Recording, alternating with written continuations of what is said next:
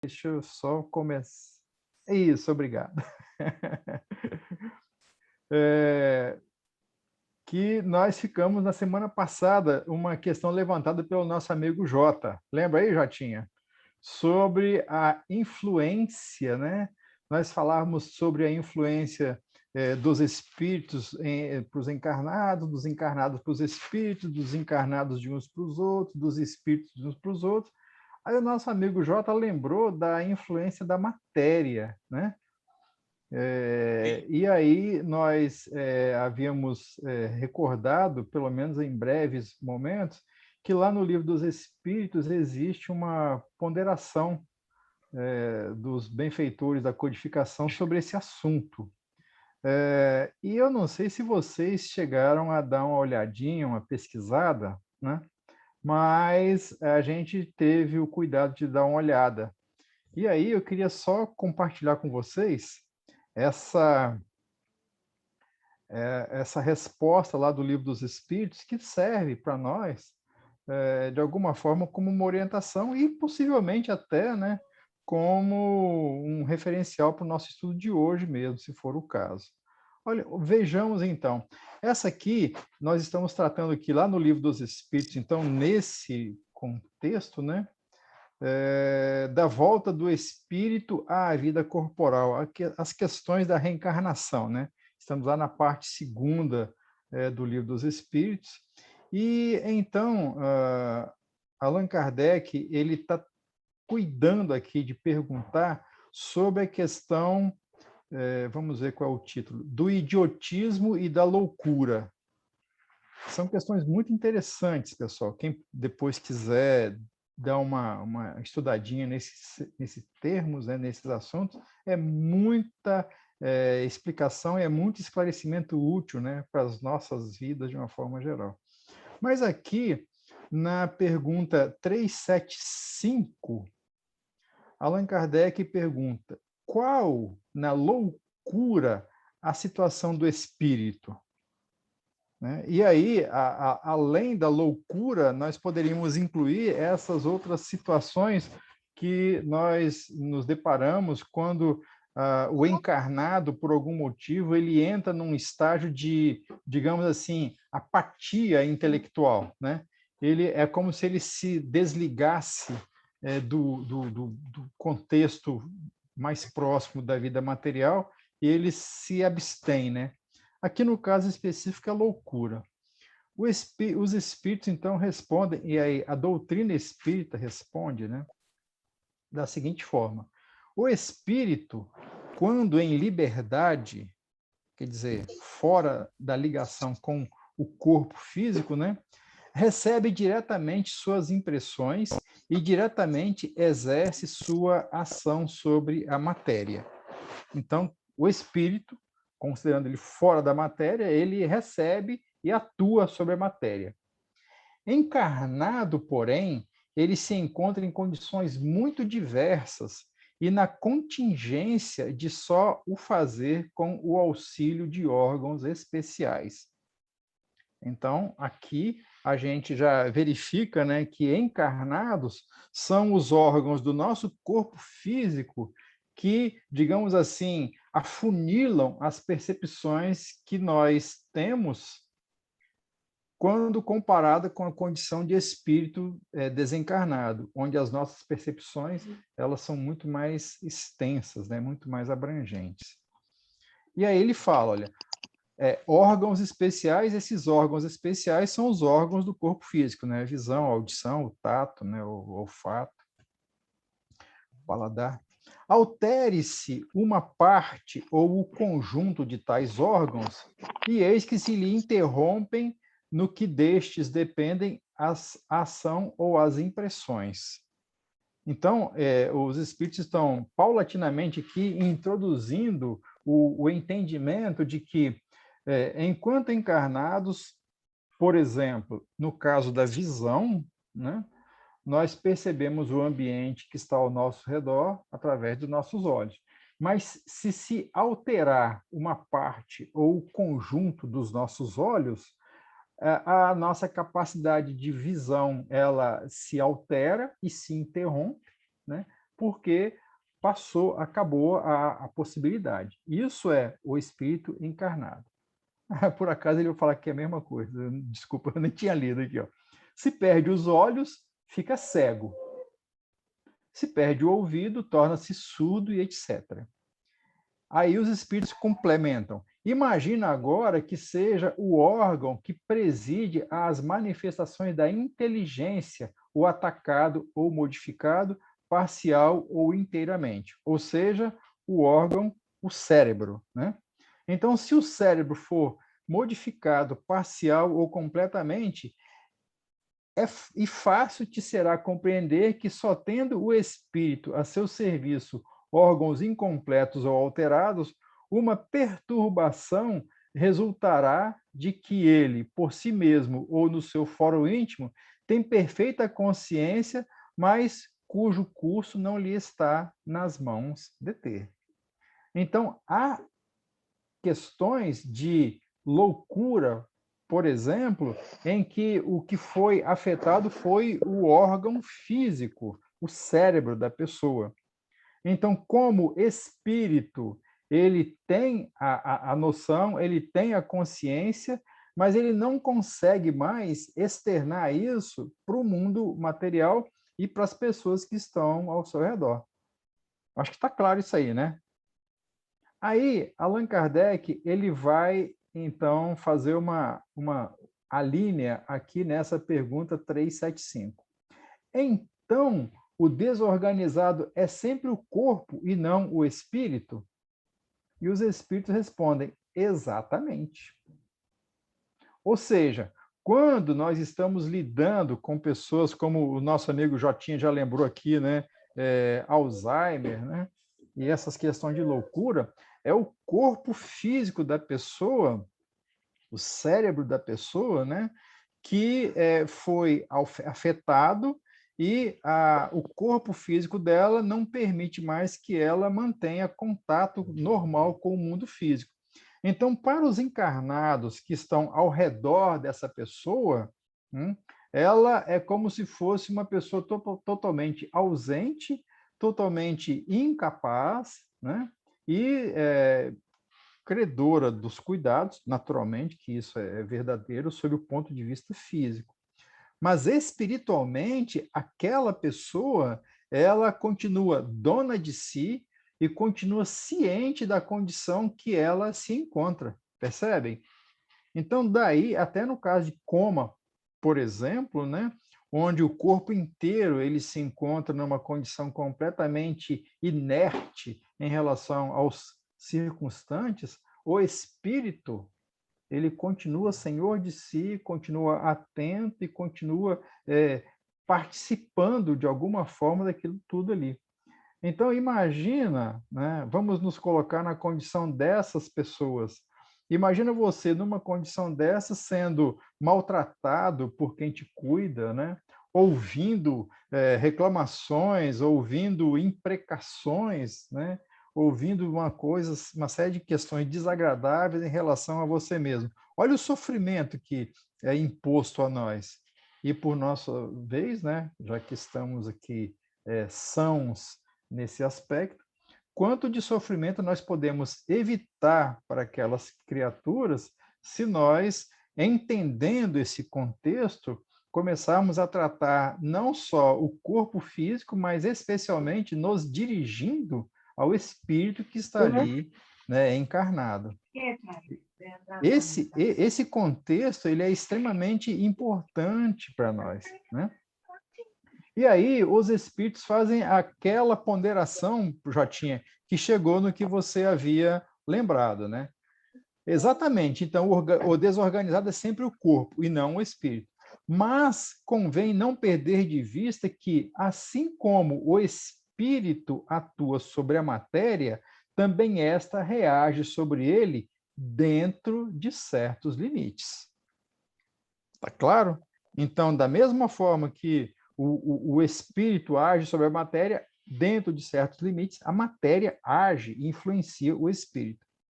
E que pode acontecer impressionar-se o espírito temporariamente com a alteração dos órgãos pelos quais se manifesta e recebe as impressões.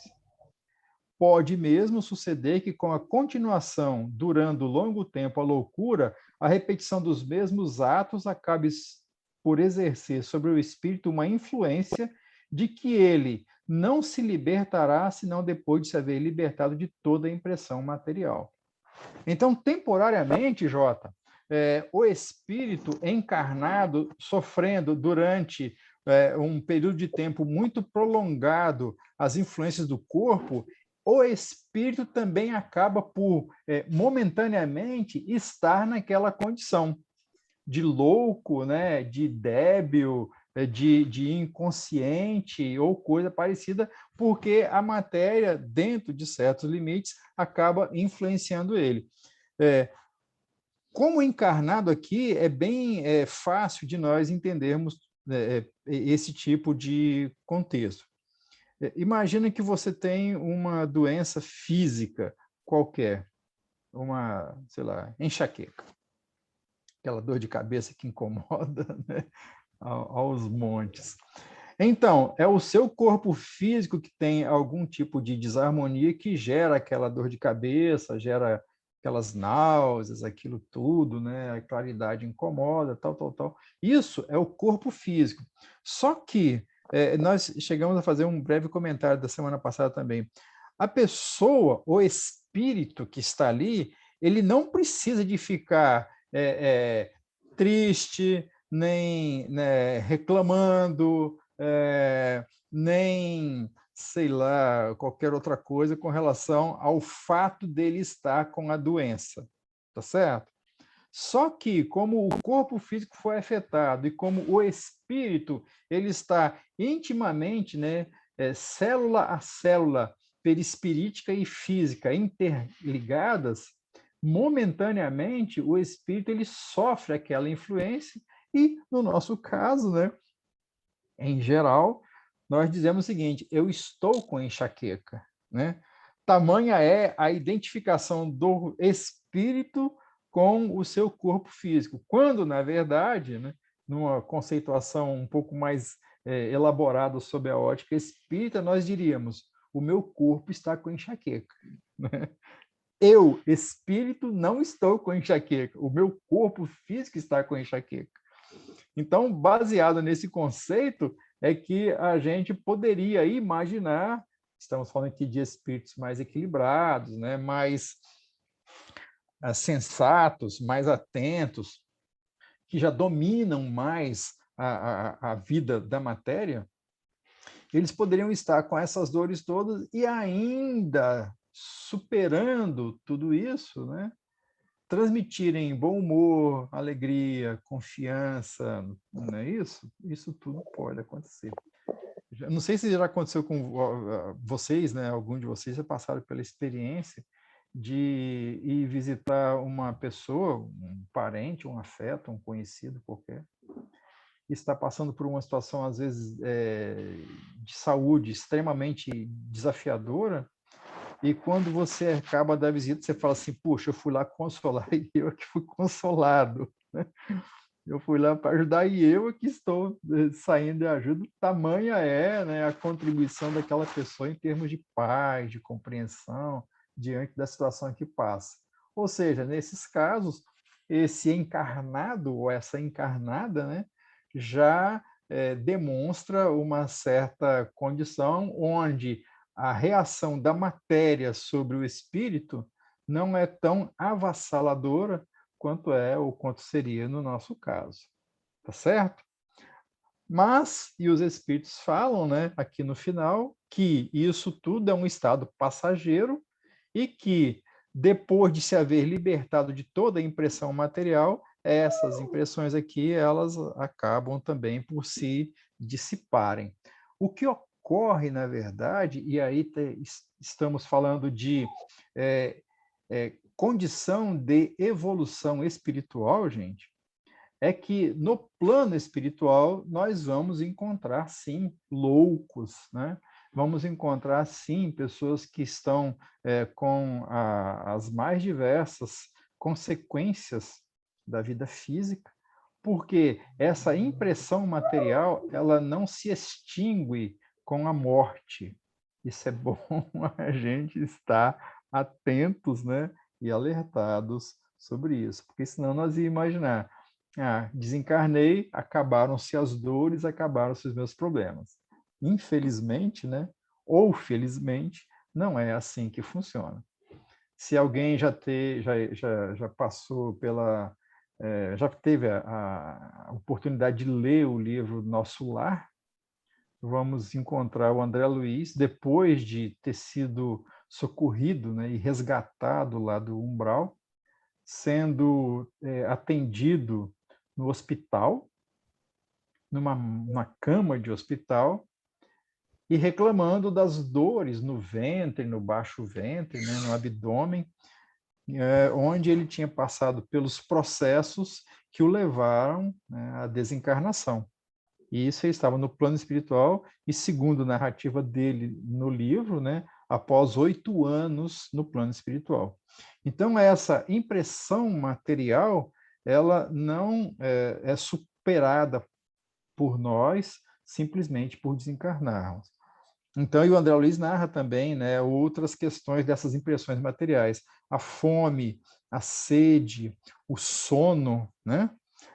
Todas essas questões de sensações físicas que nós temos, dependendo da nossa condição espiritual em desencarnando, elas vão permanecer e, infelizmente, algumas delas, se são muito importantes para nós aqui, elas se tornam extremamente agudas na desencarnação.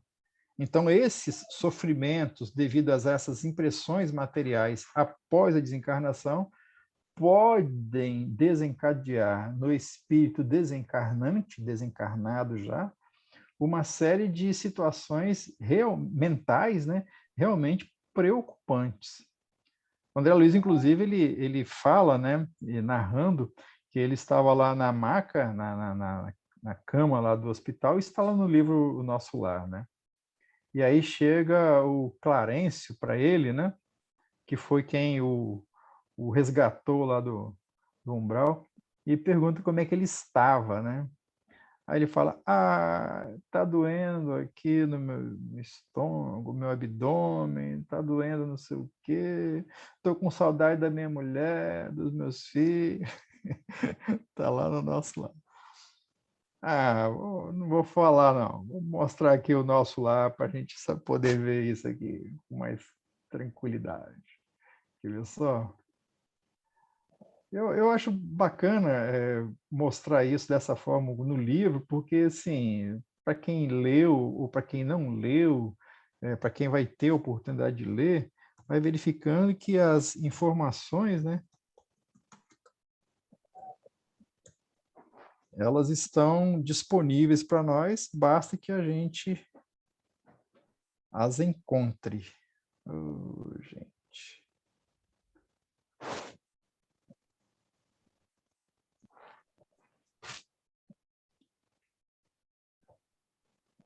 Excessivamente de si mesmo.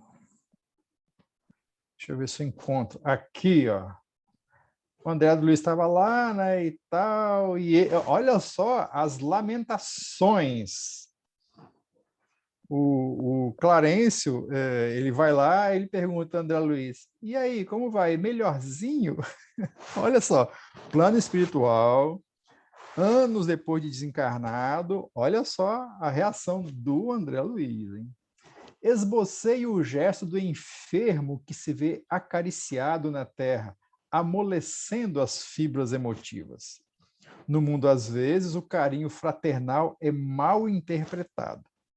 Obedecendo ao velho vício, comecei a explicar-me enquanto os 2 benfeitores se sentavam comodamente ao meu lado. Quer dizer, foi o Clarencio e uma outra companhia lá junto com ele. Isis, não? Eu acho que é o Liso, deve ter sido, sim.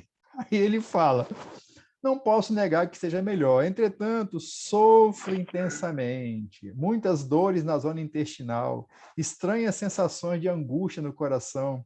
Nunca supus fosse capaz de tamanha resistência, meu amigo. Como tem sido pesada a minha cruz. Agora que posso concatenar ideias, creio que a dor me aniquilou todas as forças disponíveis. E aí ele explica, Clarencio ouvia atencioso, demonstrando grande interesse, e aí o André Luiz se sentiu encorajado, né, com a atenção do Clarencio e foi em frente. Além do mais, meus sofrimentos morais são enormes e inexprimíveis. A mainada tormenta exterior com o socorro recebido voltas em tempestades íntimas, né? A mulher, os filhos, né? As filhas, e a mulher dele falava que ela morreria de saudade se um dia ele faltasse, ele está naquela situação toda, e foi falando, minha dor é muito amarga, que terrível destino do homem, blá, blá, blá, foi falando, falando. Aí ele começou já a chorar, né? Aí o Clarencio levantou e perguntou. Essa é a noção fundamental que a gente queria transmitir nesse momento, pessoal. Olha aqui, ó. Meu amigo, você deseja de fato a cura espiritual? E aí isso foi falado para o André Luiz espírito, mas é falado para todos nós. Aí ele falou, sim, quero sim. Aí vem a orientação espiritual. Aprenda, então, a não falar excessivamente de si mesmo e nem comente a própria dor. Não é não falar excessivamente de si mesmo e ficar comentando a própria dor. Aí o Clarencio, né, ele dá a noção do que é. Lamentação denota enfermidade mental e enfermidade de curso laborioso e tratamento difícil. Então, assim, quem tem o hábito da lamentação vai ficar nesse curso laborioso da enfermidade e de tratamento difícil. Olha só a orientação. É indispensável criar pensamentos novos e disciplinar os lábios. Então, mesmo que haja a influência da matéria sobre o espírito após a desencarnação, mesmo que essa influência chegue a este ponto, a noção básica é criar pensamentos novos.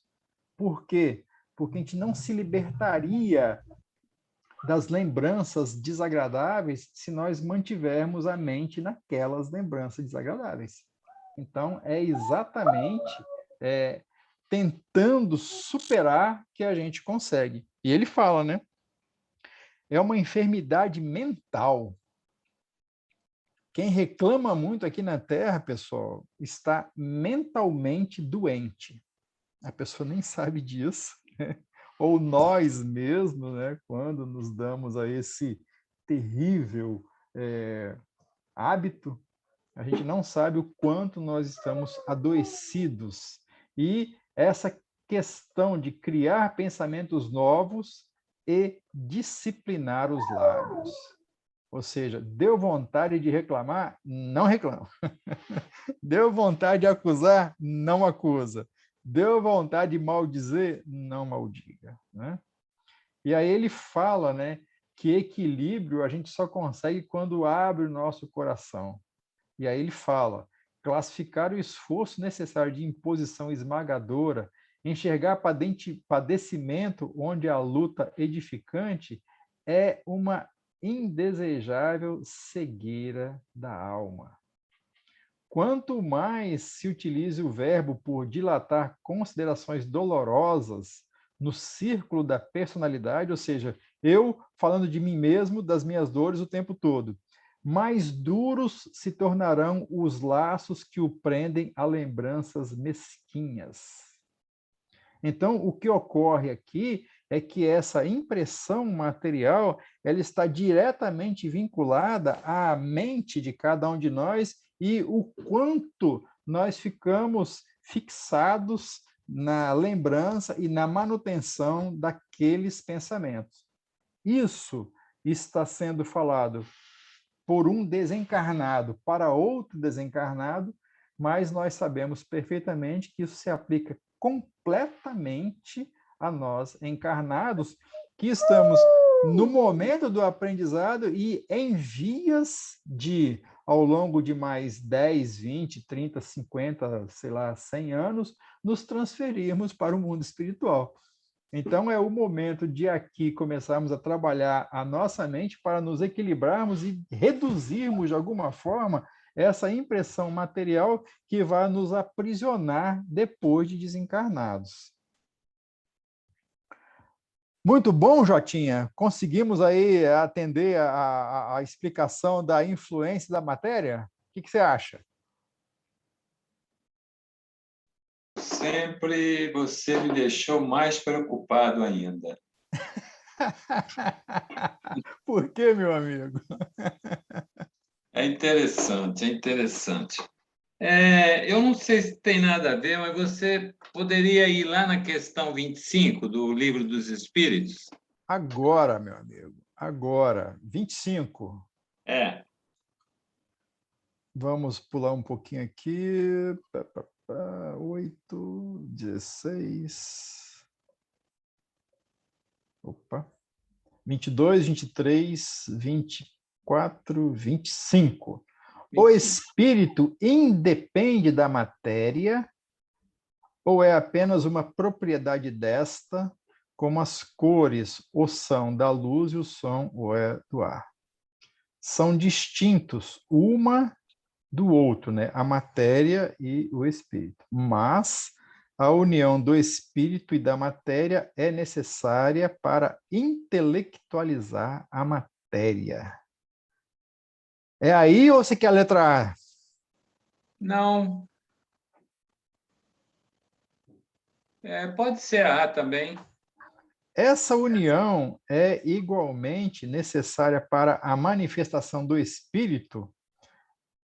Entendemos aqui por espírito o princípio da inteligência, abstração feita das individualidades que por este nome se designam. E a resposta: é necessária a vós outros, porque não tendes organização apta a perceber o espírito sem a matéria. A isto não são apropriados os vossos sentidos. E ele fala aqui, aproveitando a 26 logo então, né? Poder-se-á conceber o espírito sem a matéria e a matéria sem o espírito? Pode-se, é fora de dúvida, pelo pensamento. Então, muito bem. Vamos lá, Jotinha. O que você pretende aqui de nós nessa pergunta 25? Eu não pretendo nada. Deixa eu te Dalvi, falar. seria certo... Ah, desculpa, eu já tinha, foi mal. Eu tô com um delayzinho aqui, Não. foi mal. Pode falar, pode falar. Tudo bem. É porque a gente estudando, a gente vai, eu pelo menos, vou entendendo melhor as coisas, né? Certo. E aí você foi numa questão que eu não conhecia, né? Mesmo porque eu não estudei todo o Livro dos Espíritos. Uhum. E realmente, agora me faz entender melhor essa influência da matéria no espírito, e isso deve ter alguma função, né? Alguma necessidade de prova ou de expiação, não sei, alguma coisa desse sentido, né? Mas, com certeza, essa influência ela é grande, porque se a gente for pensar que o espírito é uma energia e ele não tem necessidade, a princípio, né, da comida, de sentir, de ter sensações, e isso seria algo da matéria. Então eu chego à conclusão, né, depois dessa fala toda, desse estudo todo, que realmente o espírito tem aliás, a matéria tem uma influência muito grande no espírito, né? E isso é um conjunto, né, que devemos considerar, né? Porque nós estamos no mundo material, nós não estamos no mundo invisível ou de matéria assim ou não, nós estamos no mundo material. Eu estou olhando vocês porque eu tenho os olhos, tenho o cérebro que codifica e vai por avante, né? Mas e aí tem os sentidos, né? Nós temos os nossos sentidos que pesa muito na matéria, né? Pesa muito na matéria. E isso, eu estou falando de sentido. Eu ainda não falei no sentido de sentimentos mesmo, né? De amor, de emoções, de raiva, de desejos, né? Aonde você vem vivenciando há várias vidas, e aí a gente não tem esse entendimento profundo de como é que foi essas reencarnações passadas, do que nós fizemos, né? E isso tudo vai ficando acumulando, né? E essa matéria hoje, né? Essa matéria ela tem que conviver com tudo isso.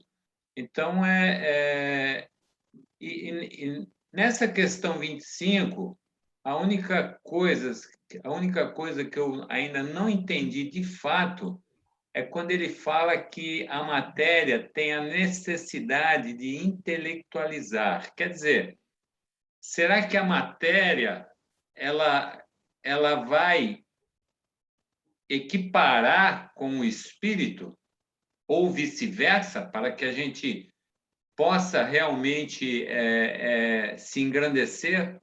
Tipo, veio na cabeça agora Jesus. Jesus ele teve que se materializar-se aqui. Mas ele não era matéria. Mas a matéria dele, podemos dizer que é uma matéria pura, límpida, né? Sem sentido, sem a formatação dos sentidos, né? Então, Jesus não deveria sentir frio, fome, etc, etc, né? Lógico, teve toda aquela parte da cruz. Então, a coisa ainda para mim está meio, né? Eu acho que tá bom, para o meu entendimento aqui de ser humano, de Jotinha, acho que tá bom, mas se você puder falar dessa intelectualizar a matéria, seria isso, essa necessidade que nós temos? Porque nós estamos no mundo material, mas nós também não podemos desprezar a matéria, nós temos que dar valor à matéria, né? Talvez nem tanto. Não sei se é isso, ou se eu confundi mais ainda. Não, não, eu acho que essa conceituação da doutrina espírita, ela é importante sim, Jota.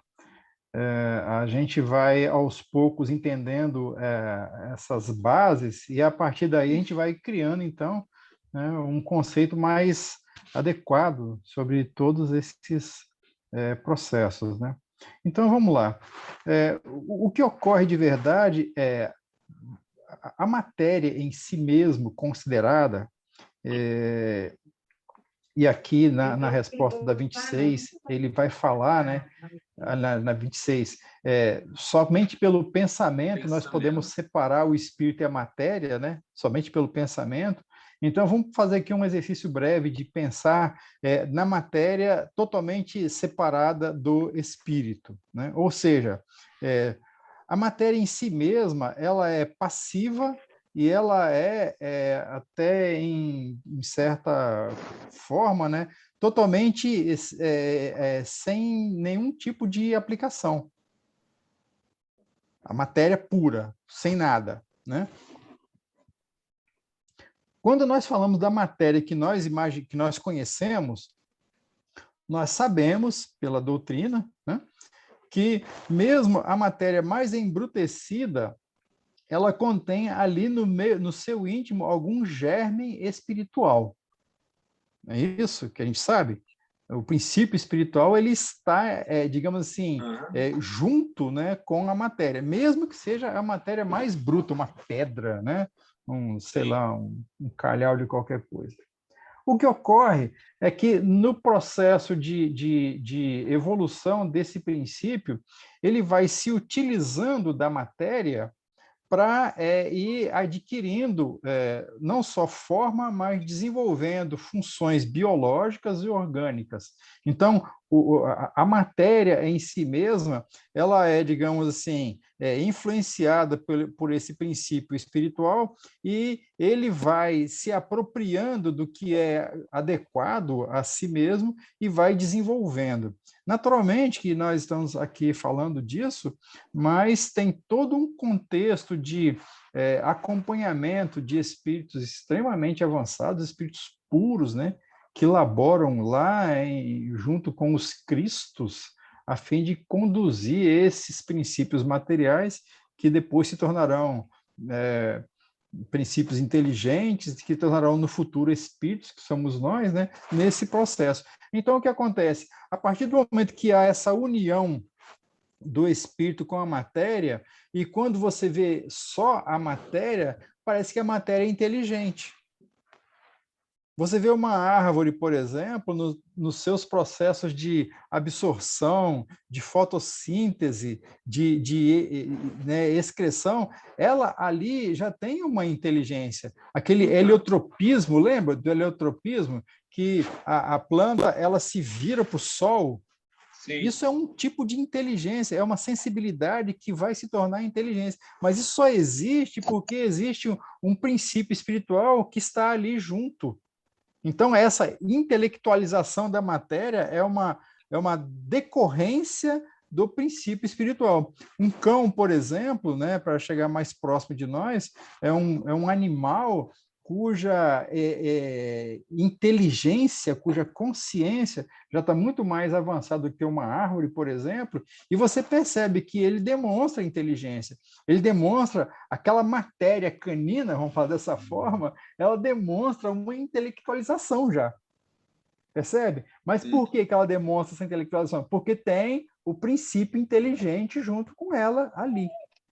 Né? Então, todas as funções que os órgãos eles executam demonstram uma inteligência que é derivada da presença do princípio espiritual. E quando chega no nosso caso específico, né, a matéria do nosso corpo físico ela se torna completamente intelectualizada porque nós estamos aqui. Então, ele fala que essa união do espírito e da matéria é necessária para intelectualizar a matéria por causa disso, porque a matéria ela vai acabar sofrendo essas intervenções espirituais. E aí, eu não duvido nada que exatamente nesse contexto é que seja possível, né, o processo evolutivo biológico, porque é dado um início em algum ponto, e aí como aquela matéria inicial ela já foi, digamos assim, manipulada por inteligências, as matérias que vão, digamos assim, se procriando a partir daquela primeira matéria, elas já se tornam mais maleáveis às próximas inteligências que vêm. Eu não sei se eu estou conseguindo me fazer entendido, mas é exatamente a partir dessa continuidade de interações entre intelectualidade e materialidade, que a própria matéria vai ficando cada vez mais maleável e mais adaptável ao próprio essência do espírito. Tudo bem até aí, né, Jota? Então, okay. Pessoal, o que nós estamos agora abordando é o seguinte: a partir de um certo ponto da nossa trajetória espiritual, a nossa vinculação com a matéria ela foi se tornando cada vez mais, digamos assim, forte. Imaginemos aí um ser humano das cavernas, né? Um ser humano daqueles bem embrutecidos ainda, onde ele mal tinha consciência de si mesmo, porque já era um ser humano, e tinha que lidar com aquele mundo feroz ao seu redor e ter que, né, superar aquilo tudo. A doutrina espírita esclarece para nós que é desse tipo de junção dessa mente com esse tipo de mundo material que fez com que esse espírito, esse princípio espiritual, ele fosse se desenvolvendo, adquirindo qualidades, capacidades, tanto intelectuais, né, sempre em primeiro plano as faculdades mais racionais, para depois, na sequência, quando for possível, começar a desenvolver as habilidades morais que nós já estamos começando. Então, o que ocorre, na verdade, é que essa matéria, que ela é tão importante para todos nós nesses processos de desenvolvimento do espírito, das capacidades do espírito, até certo ponto, meus amigos e minhas amigas, A partir de um certo ponto, que ainda não é o nosso, acredito, nós já começamos, não, talvez seja já o nosso, deixa eu refazer aqui, já é o nosso. Nós já começamos a entender que nós devemos não só dominar a matéria, mas temos que começar a nos tornar superiores à influência dela sobre nós, que foi o que nós falamos ali, né, que o André Luiz, na verdade, fala lá no livro Nosso Lar, né, que, na verdade, é o Clarencio que esclarece, né, que quanto mais nós nos vinculamos à matéria, quanto mais nós nos vinculamos à influência da matéria, mais ligados nós nos tornamos dela mesma. Num determinado momento, isso era muito bom, muito importante, mas como nós já estamos num processo de evolução espiritual, já estamos no processo de evolução espiritual moral, então, as influências materiais, elas começam a se tornar meio que antagônicas. Por quê? Porque, na verdade, toda vez que nós, no contexto do momento espiritual em que nós estamos, é bom deixar isso bem claro. Nesse contexto, a vinculação com a matéria, ela passa a ser um estímulo ao egoísmo nosso.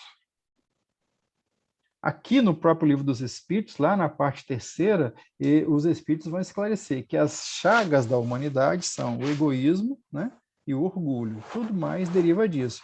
E o egoísmo, ele é estimulado pela nossa permanência vinculação forte aos estímulos da matéria. Então, chegamos num entendimento já na atualidade em que o que nós temos que começar a fazer é estar no mundo material, viver a vida material, mas não nos deixarmos abater pela influência esmagadora da vida material sobre a nossa vida moral. Esse é o nosso desafio do momento. Quanto mais avançados os espíritos, mais eles conseguem superar essa interferência. Haja vista, por exemplo, né, passa aqui pela nossa mente agora a lembrança de Francisco de Assis, que lá na Itália, né, no norte da Itália, que é uma região extremamente fria, né, quem conhece um pouco lá da geografia do nosso planeta vai saber, né? A partir de um certo ponto para cima começa a esfriar muito. Ele na Idade Média, ele simplesmente tirou toda a sua roupa, ficou nu, entregou para o seu pai e falou assim: agora eu vou, né, realizar a tarefa que eu fui chamado.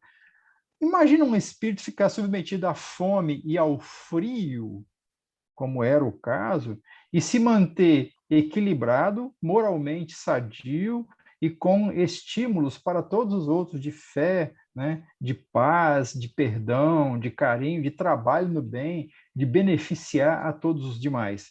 Isso demonstra claramente uma suplantação da influência da matéria. Quanto de fome e de frio esse Francisco de Assis e os seus acompanhantes não passaram? Madre Teresa de Calcutá, quanto de fome ou de necessidade material uma criatura como essa não foi submetida e superou? Chico Xavier, né, que viveu numa pobreza quase que extrema a vida toda sua, quanto de sofrimentos físicos e materiais não passou e, apesar disso, continuou no mesmo padrão de atendimento, de carinho, né, de doação e tudo mais. Então, nós vemos nitidamente a diferenciação entre espíritos, que eu, pelo menos, me coloco, né, nesse contexto, que ainda são influenciados pela matéria e se submetem a ela, meio que escravizados ainda a certas influências da matéria, alguns espíritos que já conseguem ultrapassar boa parte desse contexto e outros raríssimos que superaram completamente esse tipo de interferência. Então, nós vemos aí exatamente o processo, né, da evolução do espírito, que, em algum momento, ele é completamente ligado à matéria, lá no seu princípio, que vai evoluindo paulatinamente ao longo de milênios e chega num contexto onde a matéria ela já foi completamente dominada. No nosso caso aqui do planeta Terra, nós podemos dizer, em certa forma, que o mundo material já foi quase que completamente dominado, né? E que, a partir de um certo ponto, a matéria ela começa a se tornar o item a ser suplantado, porque moralmente já estamos mais equilibrados e já começamos a entender que somos espíritos imortais e que caminham, né, para uma completa desintegração do mundo material, né, até nos tornarmos espíritos puros, nos tornarmos Cristos, na verdade, né? Davi, Bruno, você tinha levantado a mão, eu vi aí. Você quer falar alguma coisa, meu amigo? te interromper um pouquinho, de repente, até você pode me ajudar nesse tipo de entendimento de uma forma maior. Eu lembro ter visto esse assunto também em 2 livros do André Luiz, Evolução em 2 Mundos e No Mundo Maior, tocando nesse assunto. Que ele traz a situação, né, mostrando até um ponto interessante que nós já vimos até Kardec trazendo em alguma das suas perguntas. Eu não consigo guardar todas as questões de cabeça como vocês fazem, né? Tem gente que fala assim, isso aí está na questão tal. Eu ainda não estou nesse ponto, não consigo. Mas ele fala, né, que o espírito ele evolui do átomo até o arcanjo. E essa caminhada, então, traz para a gente o entendimento que a evolução toda começa na matéria e depois de um determinado ponto ela consegue fazer aquela separação. Aonde que eu peguei e entendi isso? Quando eu estava lendo aquele livro No Mundo Maior, de André Luiz, lá no capítulo 4, se eu não me engano, ele estava falando sobre estudando o cérebro. Aí tem um ponto lá, que eu lembro disso até hoje, ele bota bem assim, que o espírito mais sábio, ele não se animaria a localizar com afirmações dogmáticas, né, achismo, o ponto onde termina a matéria e começa o espírito. No caso, assim, aonde os dois já separam a sua caminhada uma da outra. E esse daí, de repente, seria um ponto onde a gente começaria a entender a evolução do estado da consciência do próprio espírito na caminhada evolutiva, né? Que no começo a gente trabalhava muito a questão do automatismo no princípio evolutivo, quando ainda tinha aquele princípio mais rudimentar, assim que fosse ganhando mais recursos espirituais, vamos botar assim, né? Ele começa a entrar na questão do instinto e de um determinado ponto ele avança, né? Onde ele vai ganhando outros estágios de consciência, fazendo com que o espírito ganhe recursos e uma caminhada evolutiva mais avançada. Estaria certo, no caso, isso? Sim, sim, sim. A questão toda, nesse caso de junção espírito-matéria, né? Como você lembrou aí, é que a matéria, ela digamos assim, o instrumento do qual o espírito se utiliza para a sua evolução. Tanto que aqui no próprio Livro dos Espíritos, quando Kardec pergunta o que é a matéria, né? A resposta dos espíritos é extremamente profunda. É o laço que prende o espírito. Sim. A matéria é o laço que prende o espírito. E que no começo, né? E nós estamos começando a aprender a nos desenlaçar desse processo. Naturalmente que não vai ser dentro de uma reencarnação, nem de 2, nem de 5, né? Vai ser de muito mais. Mas a contextualização é exatamente essa, né? A gente vai aos poucos se afastando dessa influência da matéria. Pessoal, a matéria não é o mal, a matéria não é o desastre, né?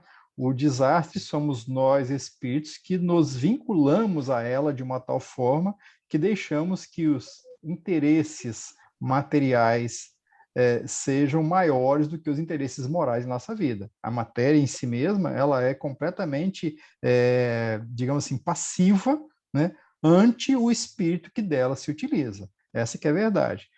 É necessária porque nós, embrutecidos que ainda somos, precisamos dela. Mas, como ele fala aqui, né, nós estamos caminhando para o André Luiz, que fala isso lá no Evolução de Deus Mundos na Verdade, né? Que nós estamos nos encaminhando para a automatização dos nossos valores morais. Nós passamos, então, num primeiro momento, durante muitos milhares, talvez milhões de anos, né?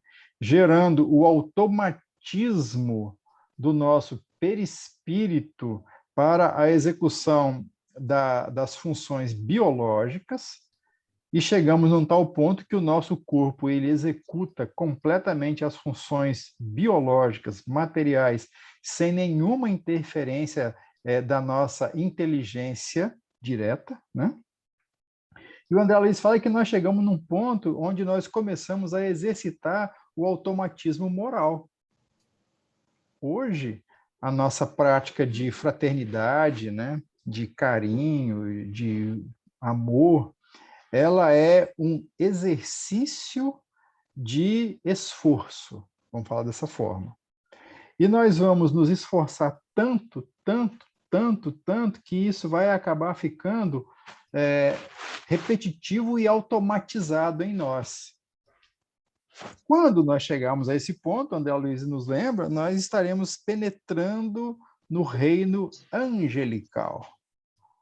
Então, nós passamos, vamos falar assim, ligados à matéria, desenvolvendo todo o nosso contexto de automatismos materiais. Ligados à matéria, nós estamos começando a desenvolver os nossos automatismos morais.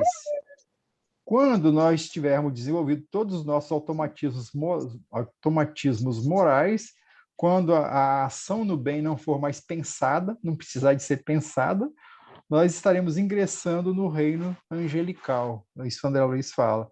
Então, o processo evolutivo ele é maravilhoso e nós estamos começando a entendê-lo, né? E aí, quanto mais nesse processo a gente estiver, menos influência as sensações materiais vão exercer sobre nós. E aí, repetindo, né? A matéria, a vida material continuará sendo de importância fundamental para a evolução do espírito, com toda a clareza, né, possível, o nosso respeito pelo mundo material, né, pelas operações que a matéria preside vão continuar sendo perfeitos, só que o espírito vai estar avançando a um tal ponto onde, quanto mais automáticas forem as suas funções angelicais, as suas funções morais, também maior domínio ele vai exercer sobre o próprio mundo material.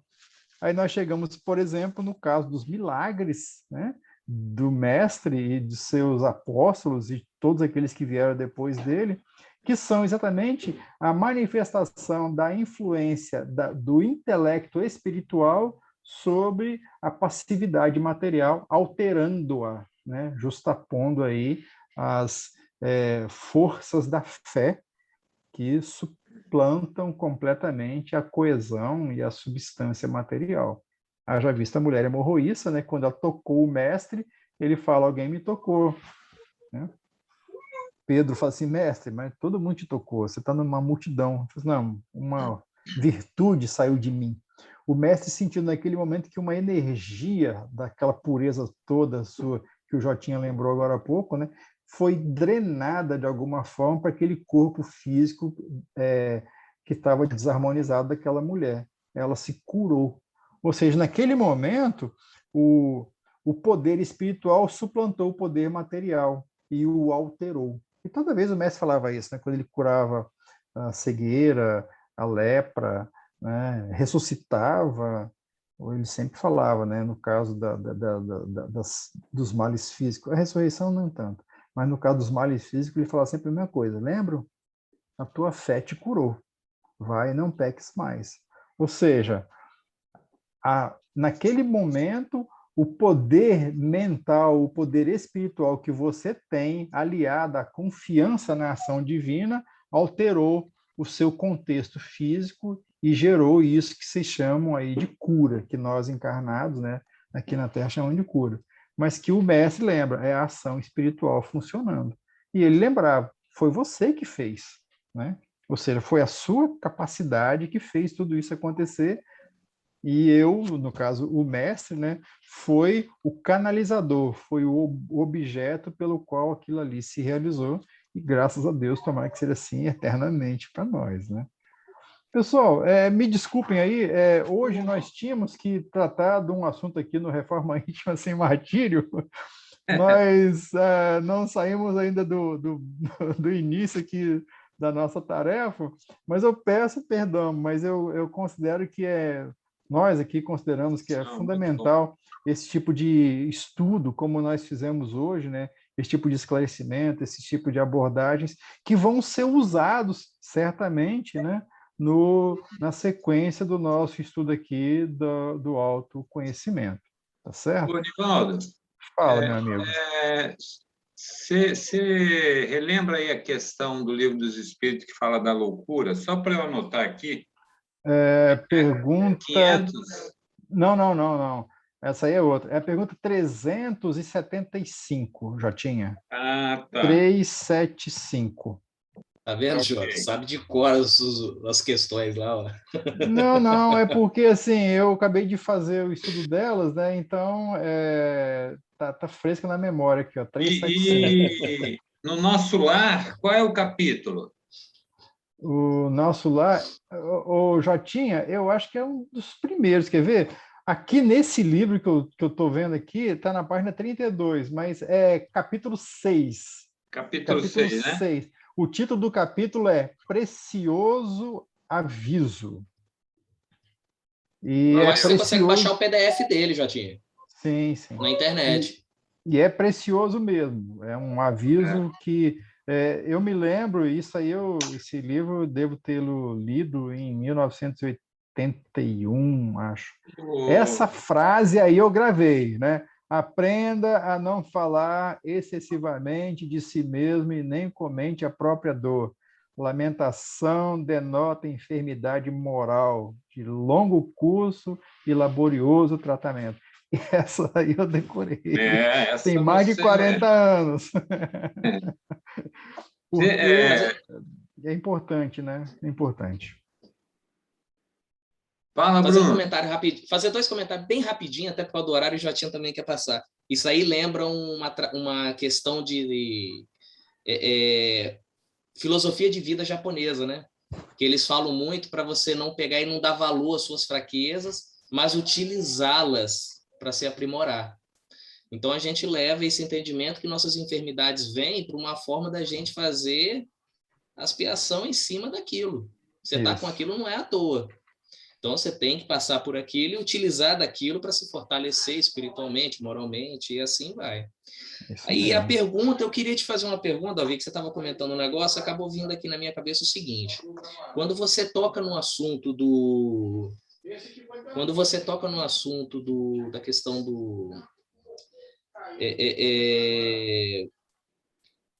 a questão de densidade material, ela vir a questão de diminuir com o decorrer da evolução, isso daí eu posso entender que essa forma de quintessenciar a matéria, ela é ligada à questão vibracional evolutiva que o espírito está no momento ou não é um padrão? Sim, não, é somente a condição do espírito que vai tornando sutis, né, cada vez mais etéreas, a sua condição perispirítica. Na verdade, é a condição mental, depois a condição perispirítica, né, e, por fim, a condição do corpo físico.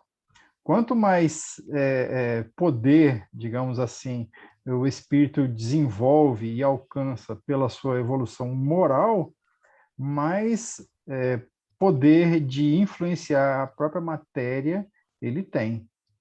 Haja vista, né, como um exemplo mais mecânico, mais realmente indicativo disso aí, o livro Memórias de um Suicida. O Camilo Castelo Branco ele narra a situação de um suicida que depois de 50 anos, acho que no plano espiritual, ele ia reencarnar. Ele tinha cometido suicídio depois de ter matado por asfixia, né, a mulher e os filhos. E aí quando ele vai voltar para a reencarnação, ele vai se despedir, isso é narrado pelo Camilo Castelo Branco, ele vai se despedir e ele acena, o Camilo Castelo Branco fala que você já não via mais as duas mãos dele. Então, a consciência culpada no plano espiritual atrofiou as duas mãos e esse espírito ia reencarnar sem as duas mãos, aleijado, né? Então, aí a gente vê como que a mente, como que ela modela o perispírito. Num caso de espíritos mais avançados, quanto mais equilibrado e quanto mais moralmente avançado, ele mais poder ele tem. Então, ele não só vem com o corpo físico, digamos assim, mais adequado, e aí o mais Utilizado, adequado, né? o mais adequado nem sempre é mais saudável, né? Haja visto Chico Xavier, né? Um corpo bem adoentado, inclusive, que mostra a capacidade que o espírito tem de superar, de conviver com aquela situação toda, superar e conseguir realizar a sua tarefa, né? São as provas, já não são nem às vezes expiações, né? São as provas que o espírito mesmo se submete, porque ele é capaz de superar completamente essas adversidades materiais todas e realizar a tarefa a qual ele foi convidado a realizar, né? Essa Eu é a te fiz essa realidade. pergunta porque no livro Cartas de uma Morta e naquele Renúncia, nós conseguimos perceber, né, nas próprias obras, que tanto a mãe de Chico como a narrativa de Alcione, que lá eles não estão espiritualmente, eles estão de uma certa forma encarnados, Sim. essas civilizações. A diferença é que a gente não consegue esse tipo de contato ou visualização, até mesmo ela fala que Marte é um mundo já regenerado. Então, por Sim. que nossos satélites não enxergam aquele povo? Foi aonde eu comecei a ter essa dúvida quando você comentou a questão vibracional. Porque a questão vibracional é muito ligada à questão das frequências. E a frequência que hoje nós conseguimos habitar por causa do véu do nosso corpo físico hoje na Terra é entre o ultravioleta e o infravermelho. E vamos dizer assim, essas humanidades, elas já habitam uma frequência que nosso corpo físico não consegue perceber. Então, a Aí matéria deles... tem isso aí, só para a gente finalizar mesmo, que daqui a pouco a gente acaba acabou expulsando os também, só outros isso que eu ia aqui, falar. né? Mas só para finalizar esse raciocínio, perguntaram uma vez para o Chico, através do, né, perguntaram para o Emmanuel através do Chico, sobre essa questão de Marte. Aí ele falou assim, e a antimatéria, né? A matéria escura, né? A antimatéria e a matéria escura são, no caso da matéria escura, ela responde por 95% da matéria do universo, ou seja, o que nós temos é 5% do que o universo tem, e os nossos objetos de pesquisa e de captação materiais aqui na Terra são infinitamente restritos, e nós queremos encontrar ali em Marte uma civilização igualzinha a nós, de carne, osso, sangue, pele, né, igual a nós. O Emmanuel falou assim, não vai adiantar não, não vai encontrar não. Né? Então, assim, é questão de evolução realmente, né? Tudo bem então, pessoal? Semana que vem eu pergunto, tá? Pode perguntar, não tem problema Não, não. vai atrasar, deixa. Semana que vem. Então tá bom, guarda direitinho aí que semana que vem nós estamos juntos outra vez, né? Alguém quer mais fazer algum comentário, pessoal? Apesar da hora, mas a gente ainda consegue. Semana que vem. Então tá bom. Quem é que poderia fazer a nossa prece, então, de encerramento, por gentileza?